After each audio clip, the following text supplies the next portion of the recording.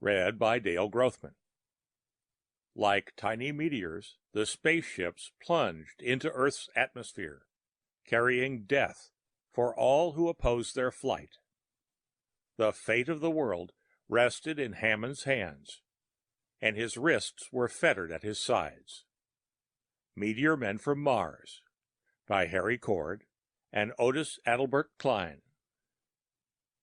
It came out of the dawn sky, slanting like a fiery meteor out of the east. The two men in the skiff saw the glowing streak in the sky and heard the sound of its passage, like the loosing of a nest of angry snakes overhead, a scant second before it plummeted into the calm waters of the Sound. A geyser of water and steam shot up not 100 yards from the maroon and gold skiff. The boat rocked and pitched to the disturbance. Frank Hammond, seated at the bow, clamped a taped hand over the side to hold himself, surprise quickening the intentness of his dark, handsome face. He was a lithe, bronzed figure, clad only in blue trunks and rope sandals, stroking for his college crew in years that were warm memories, had padded naturally wide shoulders. "What the devil?" he ejaculated. "Did you see that, Pete?" Pete Storm grinned. 2 inches under his companion's 6-foot length, he weighed 10 pounds more. A heavily muscled figure who could move with deceptive speed, as many in the opposing 11 had found out in his college football days. Blond, phlegmatic of nature, he took things easier than his more restless friend. "Meteor, you dummocks," he jibed good-naturedly. "Ever heard of one before?" Hammond stared at the spot where the agitation was quieting. "I've heard of them," he said shortly, "but this is the first time one ever fell this close to me." Storm shrugged. "Forget it. This is our last day before going back to the grind. Let's make the most of it. Remember the bet we— Boy!" He broke off, standing up to haul in. His catch proved to be a bluefish, a 3-pounder. He unhooked it disgustedly, while Frank, measuring it with a quick glance, gave him a Bronx cheer. "If you can't do better than that, the new hat's in the bag," he jeered. They went back to their heaving and hauling, bantering good-naturedly over every catch, completely forgetting the strange visitor from the skies. Both were research chemists for the New York Analytical Laboratories. Both were unmarried. They had been inseparable comrades since their college days, when both wore identical crew cuts, dressed alike, and always either double-dated or stagged. In memory of those days, their skiff, the Crawfish, had been painted maroon inside and the golden yellow outside, maroon and gold having been their school colors. Their vacation camp was on Ramson's Island, just off Ramson's Point, on the Connecticut shore. The rocky island was uninhabited. They had left camp early, intent on making the most of their last day.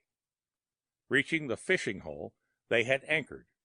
Both men taped their hands and each prepared his jig, a long bar of lead to which a hook had been attached, and began the process of heaving and hauling used in the vicinity of luring bluefish.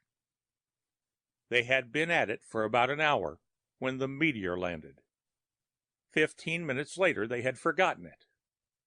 The sun was a huge red ball balanced on the rim of the sea when Frank suddenly felt a jerk on his line that nearly wrenched his arm from its socket. He said nothing.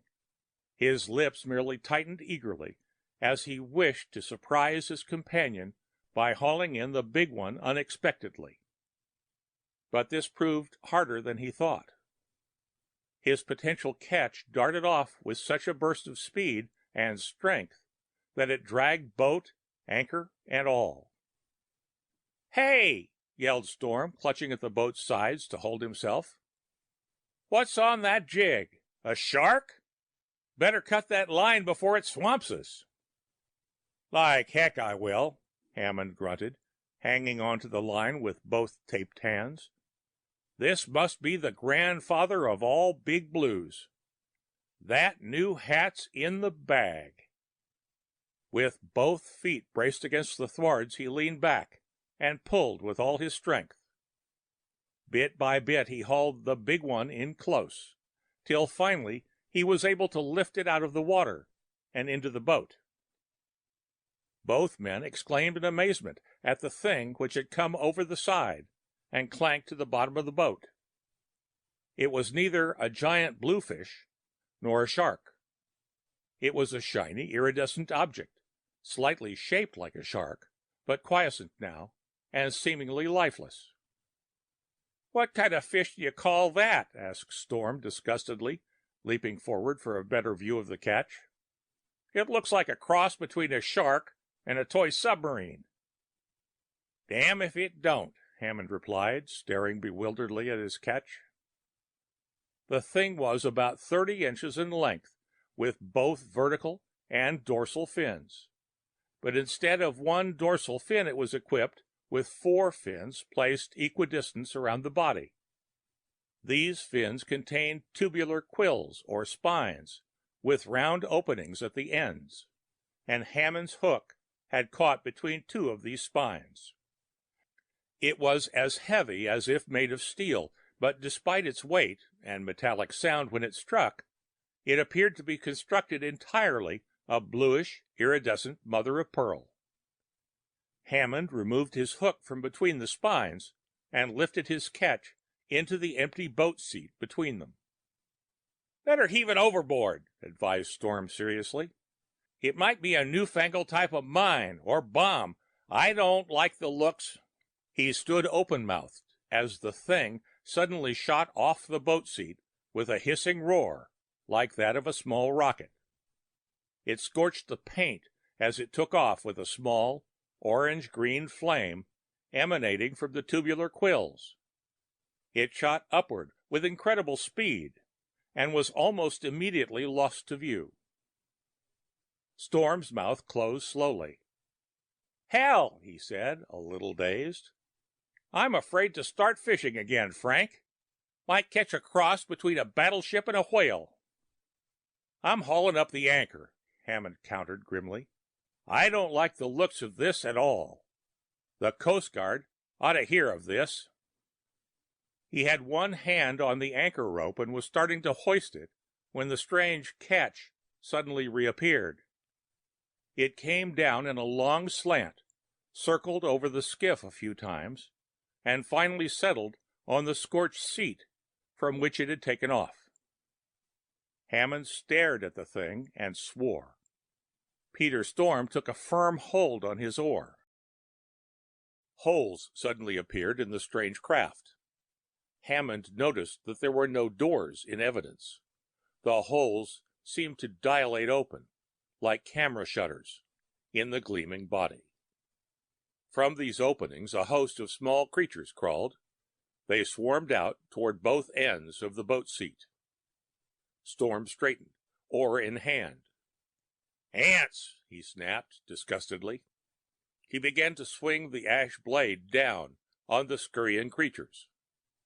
The things continued to move about, apparently unharmed. Dents appeared in the oar and in the seat. Hammond bent over the scurrying creatures and studied them. "No use, Pete," he muttered. "They're not ants. There's no division of head, thorax, and abdomen. They're 8-legged and cephalothoracic, more like arachnids." His startled surprise was fading under the prod of scientific curiosity. "Funny thing, Pete, the legs and shells seem to be composed of the same substance as the thing they came from. Look." Storm dropped his oar and came forward. The boat rocked a little to his shift of weight. A faint humming came from the thing on the seat, catching his attention. But Hammond, intent on one of the small creatures he was about to pick up, did not notice. Not until Pete's hoarse shout jerked him away. "Look out, Frank! That tube!" Hammond straightened up to face his friend, but Pete Storm had vanished, as if he had never been. Between Hammond and where Storm had been was the thing on the seat.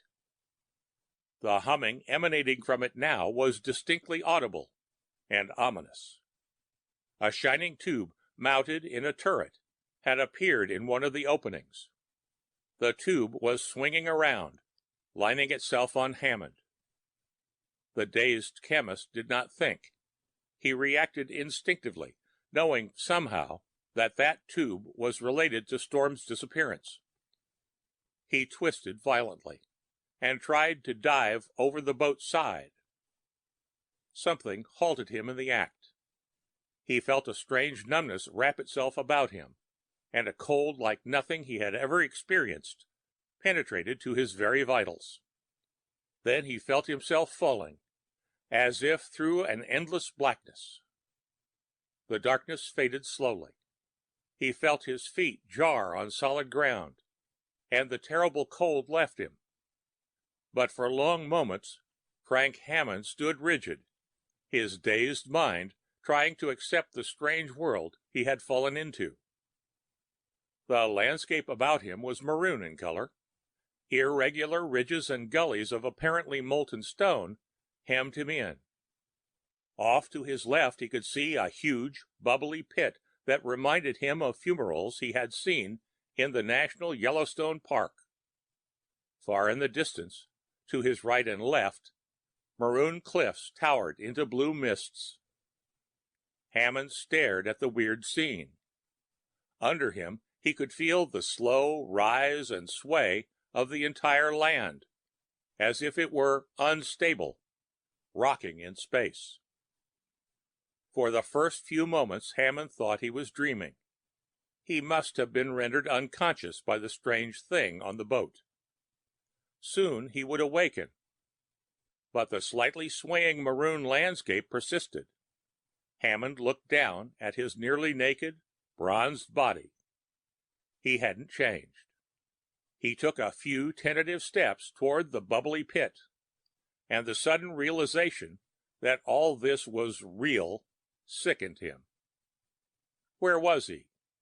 What had happened to him and Storm? A harsh, metallic rasp answered him. Hammond whirled. Topping one of the far ridges appeared an eight-legged monster of gigantic size. It was without head or tail. Its unsegmented body was an iridescent blue and shaped like a giant pumpkin seed. The thing flashed menacingly in the bright light of a sun that was but a huge blur in the misty sky. It headed for Hammond with incredible speed, a huge foreleg stretching out in readiness. Hammond wasted no time in speculation. His dazed mind reached but one impulse: flight. Turning, he ran for the nearest gully. He went down in a half scramble and ran along it, the walls looming over his head. But his huge pursuer gained on him. He could hear the metallic rattle of those flashing legs close behind him. Despair gripped the young chemist as he scrambled out of the gully and ran up the nearest ridge. The landscape ahead of him was dipping down as he ran, seemingly being tilted by his weight. The thought came back to Hammond that this must be a nightmare. The eight-legged colossal thing that pursued him was exactly like the tiny ant-like creatures that had swarmed out of the strange catch he had pulled onto the crawfish but a few hours ago. Or was it a few hours? He didn't know. He no longer knew anything. Grim-faced, his breath beginning to come in gasps, he slid down a steep maroon bank and raced along the shadowed cut that gradually deepened. It was a hopeless flight. Behind him, the clattering monster came, running along the top of the ravine, which was too narrow to allow it to enter. The steep-walled cut suddenly ended. The sides were steep and smooth, a perfect cul-de-sac. Hammond turned His brown fists clenched. The walls hemming him in were perhaps 15 feet above his head. The metal monster halted on the rim. A strange light blinked on in the nose of that creature, or perhaps mechanism. It probed down at him, spotlighting him. A giant foreleg, ending in a formidable pair of forceps, reached down along the light beam for him. The focusing light, swinging along the opposite wall before steadying on Hammond, had revealed to the desperate research chemist a transverse fissure barely wide enough to admit him. Hammond took the chance. The giant claw was but a foot above his head when he twisted, sprang away from the wall. The forceps jerked, swinging after him. Hammond beat it to the fissure by a foot. He didn't stop. He kept running, looking back over his shoulder to see if the monster was following. He didn't notice that the fissure ended abruptly in space, not until he suddenly felt himself treading empty air. Then he began to fall, turning slowly, like a slow-motion diver in the newsreels. He fell a long way. In terms of feet, as he judged it, the drop was incredible. Below him, a huge mass loomed out of a brown, heaving sea. Above him, he saw it once, as he faced upward in his turning fall. He glimpsed what was a gigantic span of maroon earth, hundreds of feet thick, that was supported by the huge maroon cliffs at either side. It was from that span he had fallen. A strange, numbing thought came to him. Then, so incredible in its implications, he discarded it. But it persisted, kept tapping at the back of his mind. He was still in the crawfish. The thought was fantastic, yet it was less incredible than if it were not true. The turreted tube, evidently, had sprayed an invisible ray that had so changed him in size that the ant-like things he had been about to examine now loomed like colossi over him. The ridges and gullies and fumaroles were brush marks and paint bubbles in the maroon paint of the seat, and the towering cliffs were the boat's sides. The high span from which he was falling must be nothing less than the boat's seat, and the huge elliptical landmass toward which he was falling must be— He landed then. The substance beneath his feet was soft, spongy. It broke his fall. Around him was a momentary red glow, as of the sun shining through a filter that blocked out all waves above the red band. He passed through slimy pools within the huge mass, and momentary revulsion gripped him. Then he emerged out into brief daylight, riding a huge disk to the brown heaving sea. He hit with a splash. Fathoms deep to him, he went directly to the bottom, as if he were composed of a substance many times heavier than lead. And he remained on the bottom. Not even his instinctive attempt to swim upward could lift him to the surface. The ironic thought hit him then, as death stared at him with grinning face. The huge mass through which he had plunged must have been the body of one of the bluefish they had caught. Evidently, though incredibly reduced in size, his weight in relation to the Earth's pull was still 180 pounds, and the brown, heaving sea at the bottom of which he now rested was merely the bilge water of the crawfish. And in the next minute or two, Frank Hammond was going to drown in it. He turned instinctively and ran for the boat's side. Again he felt the boat tip to his unbalanced weight. Overhead, the bilge water rushed to lap high against his side. There was danger that his weight would so tip the skiff that it would ship water from the Sound. But he had to chance it, or drown where he stood. His lungs were nearly bursting when he came upon the dark, gigantic loom of the boat's side.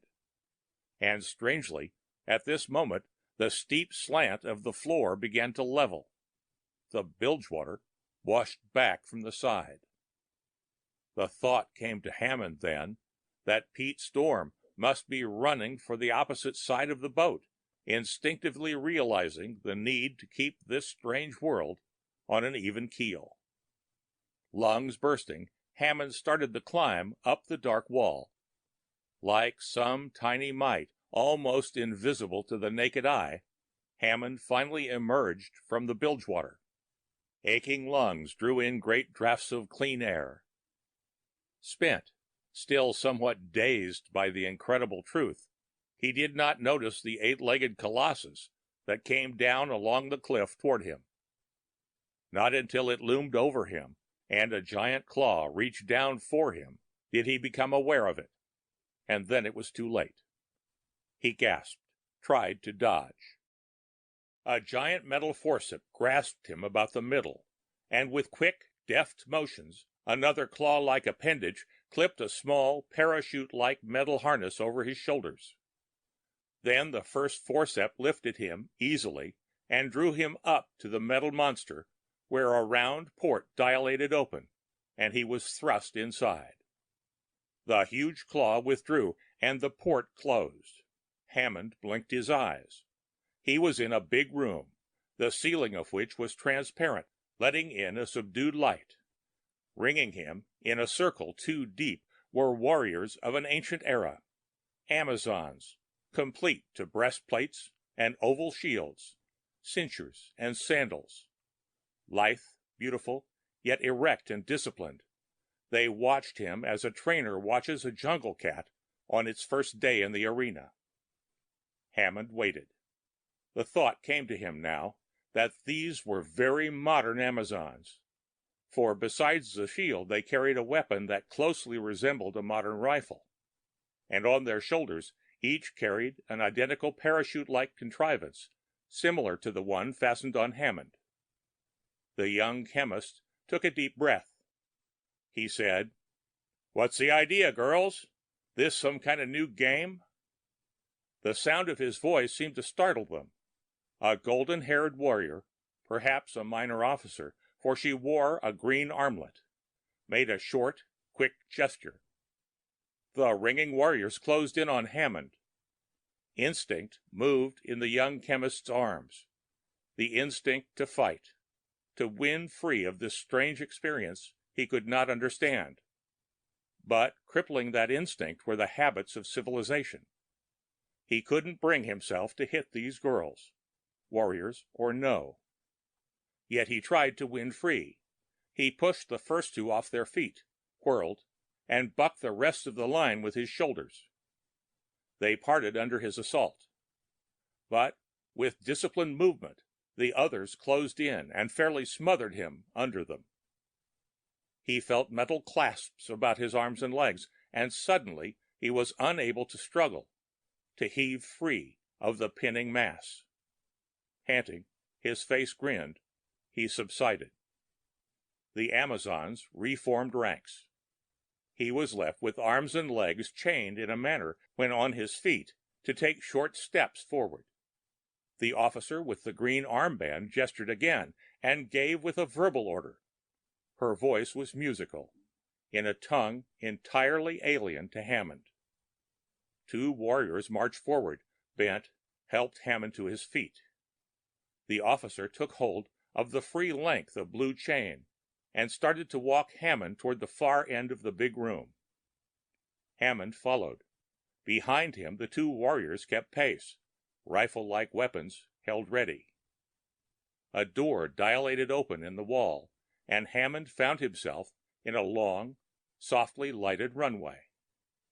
He was marched along this to another door and motioned within. The door closed behind him.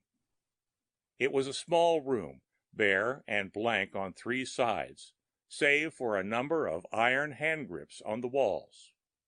The fourth wall was transparent. Hammond shuffled to it. At the same moment the floor under him pitched and rolled, and the clank of machinery rumbled through the iron monster. He grasped the nearest hand grip and clung. Looking out through the transparent wall, he could see that the monster tank, for now he guessed the eight-legged ant-like thing to be, was climbing up the boat's side to the seat.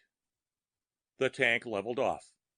Above him towered the outlines of big ones. Scores of monster tanks were climbing back up the parent side, to disappear in as many openings. The tank, which held Hammond, moved steadily, nosed into its compartment. The door closed after them. The tank rumbled on across the large, dimly lighted room, more like some enormous storage garage, for Hammond could glimpse the bulks of dozens of huge tanks along the far walls, and in one corner he saw several of what resembled fast, ultra-streamlined, all-metal planes. The tank came to a halt. The door of Hammond's cell opened, and the officer, with the two guards, came in. Hammond was motioned to follow her out. He was led out of the tank, which was immediately maneuvered into its niche among the vague bulks along the wall. A door dilated open at the officer's approach, and they passed through it into another long, green-lighted runway. They went along this for some distance, then turned into another room, as huge as the colossal garage into which the tank had entered. Thousands of the wiry Amazons were swarming in through 100 doorways to this room. Evidently, they were members of the expedition which had been sent to locate and capture him, and which must have consisted of nearly 100 of the strange, ambulatory war tanks. The Amazon officer led him across this huge room, which reminded Hammond of a railway or bus terminal, and into another corridor. It was then that the hugeness of the big one became evident to Hammond. They marched through a number of huge rooms, climbed 3 spiral ramps, and popped into a half-dozen traverse corridors. And only on these upper levels, in rooms that held banks of whirring machinery, did Hammond see the males. They carried no weapons. They all wore white, collarless, crew-neck garments that resembled smocks, which came down to their knees. They sported bearded chins and jowls, but smooth-shaven upper lips. The beards were all trimmed to sharp points, and they looked alike as stenciled copies. But here and there among them were some with remarkable physical characteristics. Each of these occasional individuals had a tremendously large left arm, fully as big as one of his legs. It was carried crooked at the elbow, with the forearm laid horizontally in front of him. The right arm, on the contrary, was spindly and underdeveloped. These males had thin, scraggy beards, and strange, dull eyes that followed Hammond as he was marched past. If the other males noticed him, they gave no sign. They seemed completely subordinate to this huge craft. The spiral ramps kept leading upward. Finally, they reached a corridor with a transparent ceiling, and Hammond realized that he was now at the top of the strange craft. A moment later, he was led before a door at either side of which stood a stiff Amazon guard. The guards saluted the officer by raising the right hand to the heart. Then they stepped aside. The officer stared at the closed door. Her forehead furrowed slightly. Then she nodded. Turning, she removed the shackles from Hammond, stepped back. The door dilated open. The officer made a sharp, unmistakable gesture with her right hand, and the armed guard took a solid step forward. Hammond shrugged. Ducking a little to clear the top of the doorway, he stepped inside. Across the well-lighted room, close to the transparent prow of the ship, was a huge metal desk. Papers and small charts lay scattered upon it, but Hammond's eyes scarcely noticed. He stopped just within the room, the door closing silently behind him. Then he took a deep breath and grinned. Now I know I must be dreaming. The girl behind the desk did not smile. She looked at him solidly.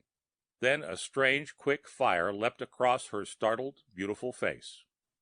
She lowered her gaze abruptly, and her hands stiffened on the desk. She rose, and when she looked again at Hammond, there was a hardness, a piercing penetration in her sea-green eyes that seemed to probe like a surgeon's scalpel into Hammond's very brain. A fire seemed to spread quickly through his mind, as though long dormant cells were stirring, growing to awareness. And with it, impacting strangely on his ears, the girl spoke, her voice low and musical. "Earthman, your thoughts are unpleasant to me. I, Gina, commander of this spacecraft, Vardar 3, with 1,000,000 warriors at my disposal, am not for you." Hammond's grin changed to a startled gape. Confusion moiled in his brain. How had she known what he was thinking? And where did she learn English? She spoke it like an American. The girl smiled, as if hearing his confusion. She was a tall, lithesome girl, a corn-yellow blonde of remarkable beauty. But there was an imperiousness in her manner, a quiet dignity to her regard, a grace to her movements that set her above the Amazons that had captured Hammond. That she was a warrior also, albeit a commanding officer of this strange craft, was evident by her attire, which was the same as that of the other female fighters. On a small table to her left was a shield, differing from the plain blue of the others by a single glowing white star in its center. With it reposed one of the rifle-like weapons. On her left arm she wore a metal band, like that of the minor officer that had escorted Hammond here. But this band was of gold, and it held the same symbol of high status, the single white star of glowing stone that writhed with the strange white fire. Hammond took control of his confused thoughts. He said, "I'm sorry if I've offended you, Gina, but I can't control my thoughts, and they were sincere." His handsome face lighted with his quick, infectious grin. "You are very beautiful and very desirable." The quick fire leapt across the girl's face again, and in Hammond's mind there suddenly beat a tumultuous surge of emotions other than his own. Then the girl's face went somber, and the strange surge in Hammond abruptly ceased. "You are a very impetuous young barbarian," she said coldly, "but perhaps your uncouthness can be excused. You will indeed prove an interesting specimen to present to Aliyah, the Queen Mother." Hammond frowned. He had almost forgotten the utter strangeness of the entire experience, but it came back to him now, and with it the clamor for explanation. The girl read his thoughts. "I, Gina, am not of Earth, nor did I, before you entered this room, know your language, or know that your people called this planet Earth, and the planet from which I come, Mars. All this, and as much of Earth and your civilization as you know, I have probed from your mind while you stood there." She came around the desk, smiling now. "Your thoughts are confused. You do not really believe. Mars? Impossible. No ship has yet been constructed that can negotiate the airless void of space. No Earthian craft," she emphasized. "But we of Mars have." Hammond looked about him, out through the transparent hull wall to the far, low maroon cliffs that he knew were the boat's sides. He shrugged. Fantastic or no, this was the reality, and with a true scientist's adaptable mind, he accepted it. "How is it, then," he questioned calmly, "that the warriors that captured me did not learn my language, nor read my thoughts?" Gina's imperial features held dignity. "I am a commander," she answered. which means that I am a thought master, which means that I am a thorough master of that which your scientists call ESP, extrasensory perception, as well as its opposite, which they have not yet recognized, but which they might call EST, extrasensory transmission. It takes a certain type of personality, even on Mars, and years of training to attune to the power to perceive what is in others' minds, plus the power to transmit to them, selectively, and at will, that which I wish them to know, understand, or obey. Hammond relaxed, his keen mind enjoying itself. Then you are not speaking to me in American? Yet to me it seems you are talking my language. Gina's eyes quickened. Precisely. I am speaking the language of the mind. Your mind interprets what I say in the phonetic symbols you call American, due to speech habits, just as it interprets such phonetic symbols as thoughts and ideas. If you spoke another language, the written symbols and sounds conjured up by your mind would be different, but the thoughts and ideas conveyed would be the same. Hammond frowned. Then, if you and your people use only the language of the mind, how does it happen that I heard spoken words which I did not understand? I did not say we use only the language of the mind. We have our own phonetic symbols. In fact, I am talking audibly to you now. When you first entered, I probed your mind and put you en rapport, as you might call it, not only with our mind language, but with our thought symbols, so you now reinterpret both as your own language. Hammond shook his head. But I still speak in American. No, you are only thinking in American. You are now vocalizing in our language as naturally as if you were speaking your tongue. Here, look at this chart. Hammond glanced at the chart she held before him. It seemed written in English, though the ideas conveyed were somewhat startling and foreign, having to do with the intricate calculations of space travel. Yet Hammond recalled that only a few moments before they had been in strange and unintelligible symbols. He nodded slowly, a little awed. You have advanced far on Mars, and here on Earth we smugly pride ourselves on our knowledge, on a civilization that even now is tearing itself to shreds. Surely you on Mars, with your advanced science, have succeeded in founding a better and more peaceful world. The girl's eyes clouded, and for a moment her thought control slipped. Hammond had a wondering sensation of fear and anxiety. We have come far, Earthman, she nodded. Evolution seems to have started from the same base on Mars and taken the same general course as that of Earth. With variations, of course. We, the metaphyrons, the mammals of Mars, have achieved to high civilization. Our cities are united and at peace among ourselves. Our science has wrought wondrous changes. We have crossed space, and we have harnessed as well as condensed the atom. On Mars, we are of normal size, which is to say, we average about the size and weight of you Americans.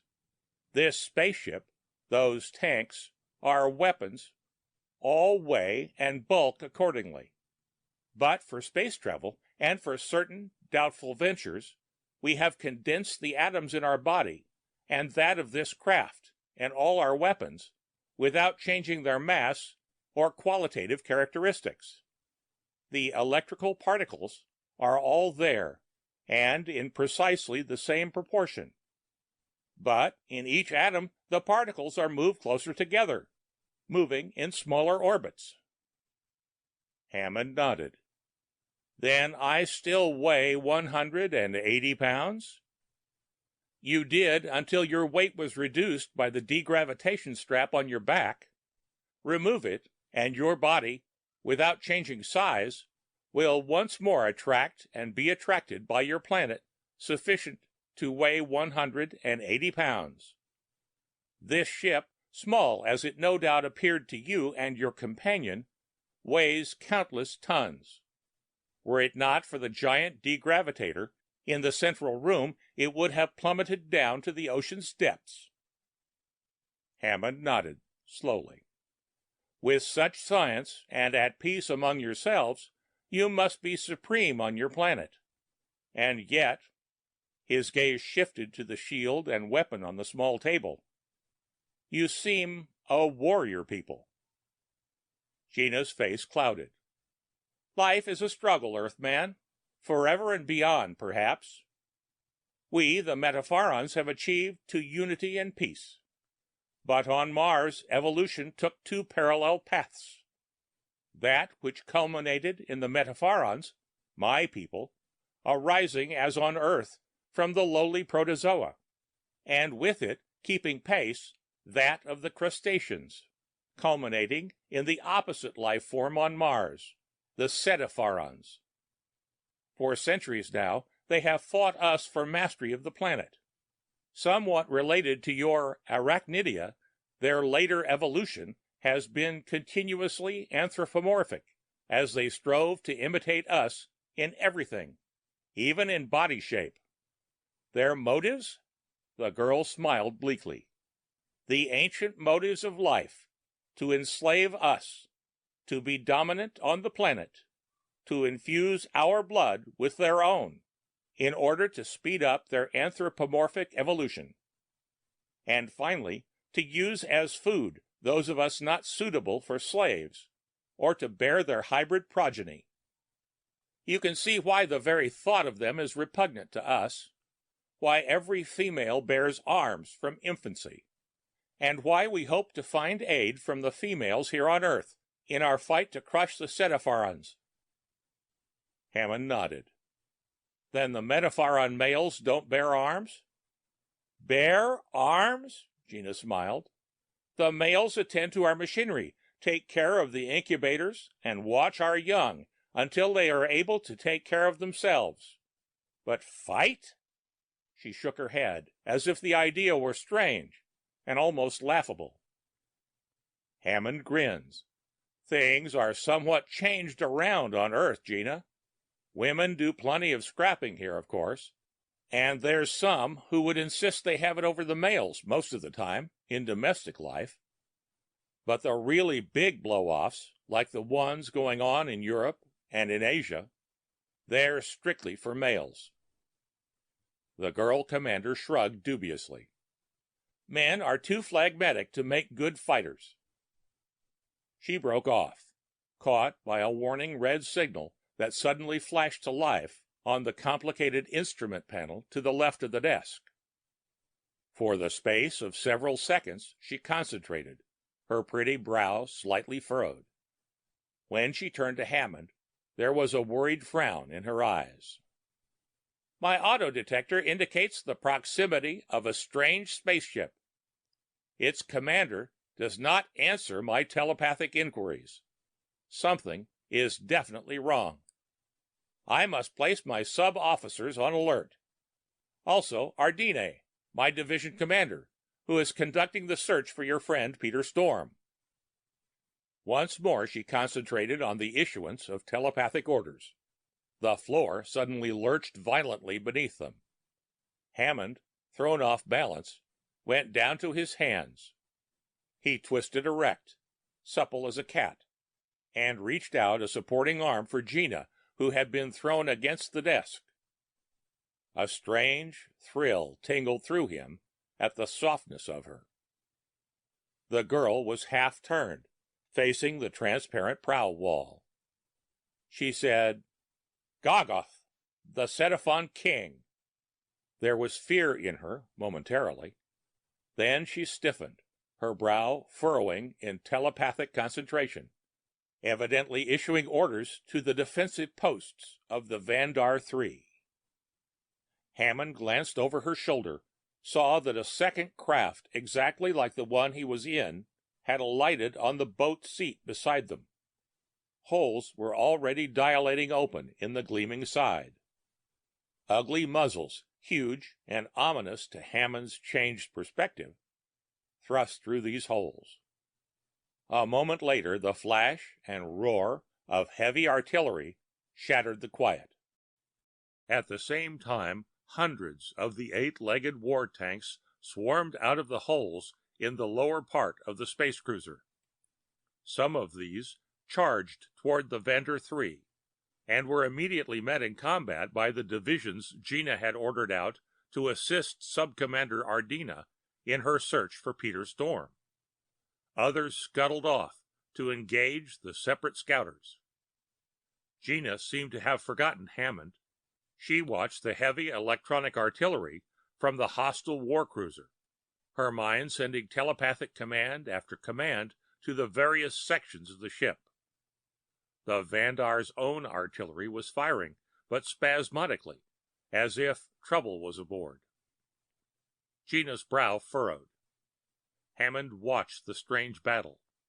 The ambulant tanks, he saw, were not only fighting with similar guns of light caliber, but were engaging each other with their claw-like feet, like crustaceans.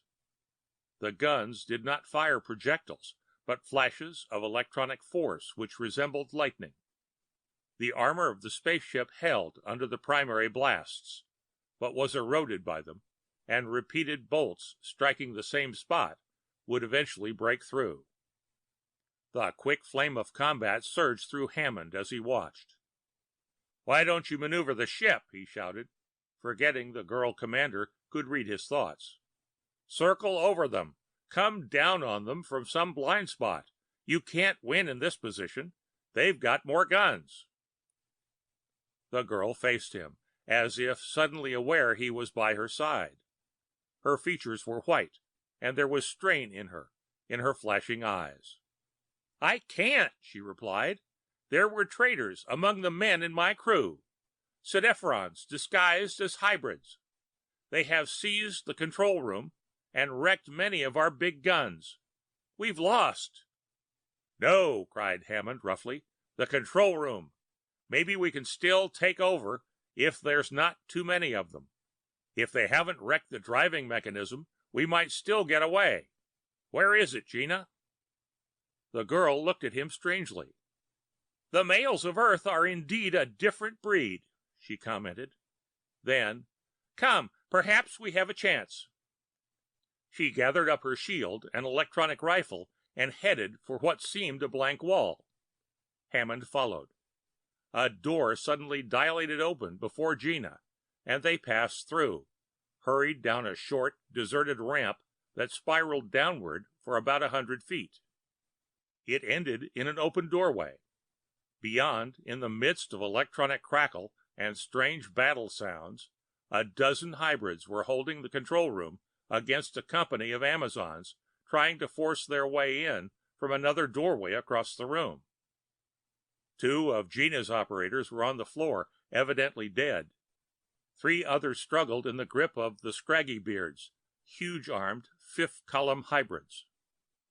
Other hybrids were smashing the delicate controls. These saw Gina and Hammond first. They swung around, reached for electronic rifles. Gina succeeded in killing 2 of them. Hammond, closing in quickly behind her, noticed that the rifles were fired not from the shoulder, but held with the stock beneath the arm and maneuvered with one hand while the shield was held with the other. Before she could fire again, Gina became the target of 2 of the traitors. She caught a flash from one rifle on her shield, but could not raise it in time to ward off the other. The electronic bolt caught her squarely on the helmet. With a muffled growl, Hammond charged. The scraggy, bearded traitor fired hurriedly, evidently disconcerted by the sight of a bronzed, muscled male diving at him. The blast seared lightly across Hammond's back muscles. Then his hurtling body smashed into his opponent, hurtling him down. He swore monotonously, viciously, clubbed with savage fists at the bearded, screaming face. His victim screamed for aid. At the next instant, a wave of fighting Amazons, evidently spurred to frenzy by the sight of their fallen leader, surged forward, blasting into the room.